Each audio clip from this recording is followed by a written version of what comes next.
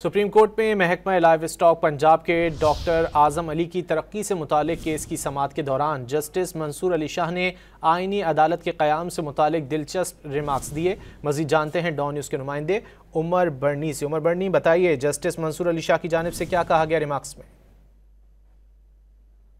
शाह और जस्टिस अकील अब्बासी पर मुश्तमिल दो रुकनी बेंच ने डॉक्टर आजम अली की तरक्की से मुतालिक केस की समाअत की दरख्वास्त गुजार के वकील ने मौक़िफ़ इख्तियार किया कि उनके मौकिल को नजरअंदाज करते हुए जूनियर अफसरान को तरक्की दी गई, जिस पर जस्टिस मंसूर अली शाह ने रिमार्क्स दिए कि हमें दस्तावेजात से दिखाएं कि वाकई जूनियर को तरक्की दी गई और आपके मौकिल को नजरअंदाज किया गया। समाअत के दौरान जस्टिस मंसूर अली शाह ने दिलचस्प अंदाज में कहा कि अगर कोई बहुत मुश्किल सवाल है तो हम वफाकी आईनी अदालत को भिजवा देते हैं, हम तो वैसे भी बेचारे ऐसे ही हैं।